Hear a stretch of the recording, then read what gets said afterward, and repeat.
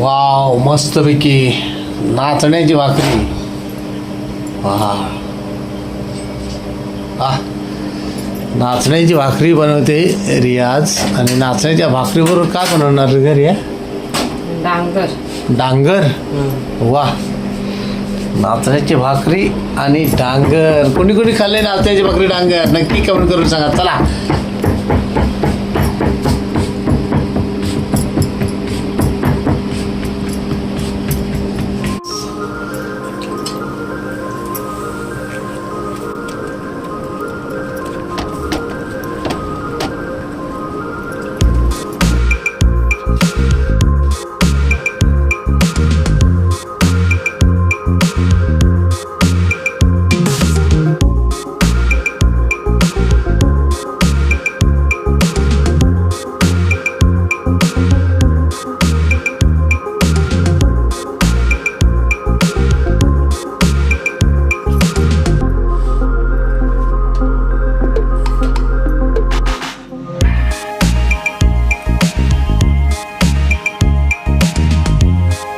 घेतलेला आहे कांदा कापून आणि त्याच्यामध्ये मिक्स केलं जात आहे डांगरचं पीठ, उडीदाचं पीठ. बरोबर ना?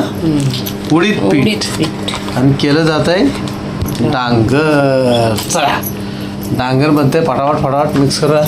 त्याच्यामध्ये अजून काय काय टाकणार आहेस करूया? आता मीठ आणि तिखट. मीठ आणि तिखट. चला टाकून घ्या. चला चला. तिखट फक्त एवढंच असतं ना? मीठ आणि तिखट असतं तेवढंच टाकायचं. आणि मग पाण्याने मिक्स करायचं होय ना? पाणी टाकून डांगर बनलं जातंय. नाचण्याची भाकरी आणि डांगर खाण्याला मजाच वेगळी पावसाळ्यातून आहे ना. आपल्याकडे पूर्वी शेतात पण असं नेलं जायचं. फक्त असं पीठ न्यायचं आणि चटणी मीठ बांधलेली असायची, ती घेऊन जायचं आणि मस्तपैकी कुठंतरी भातात बसायचं मळ्याच्या बांधावर, शेताच्या बांधावर.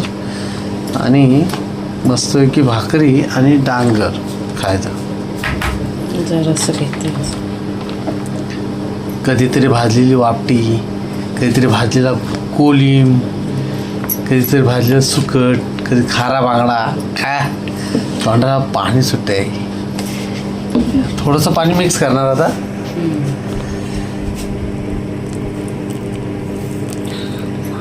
डांगराची चव लय न्यारी, चव लय न्यारी, चव.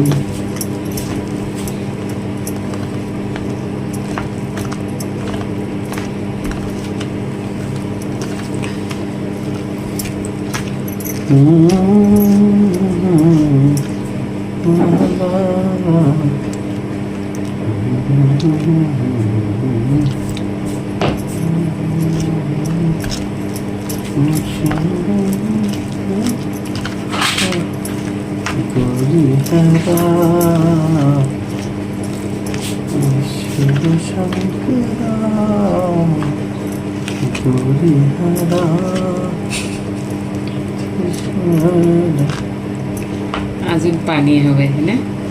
थोडं पाणी लागणार आहे. मस्त. चला मस्तपैकी आता तयार झालेला आहे डांगर. रिया लाडू कसले बनवले सर? लाडू खोबऱ्याचे. खोबऱ्याचे लाडू आहे? हा मस्त. वा शबास. डांगरमध्ये ना कांदा थोडा जास्त असला तर अजून चव लागते त्याला. जबरदस्त चव येते कांदा जास्त असल्यावर.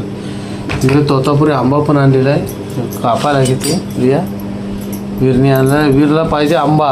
वीर फ्रीज मध्ये ठेव.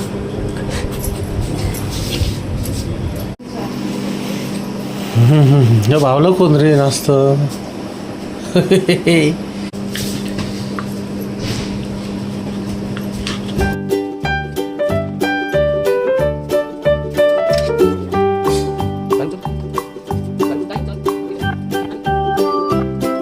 चला तर मंडळी फक्त की नाचण्याची भाकरी आणि त्याच्यासोबत डांगर.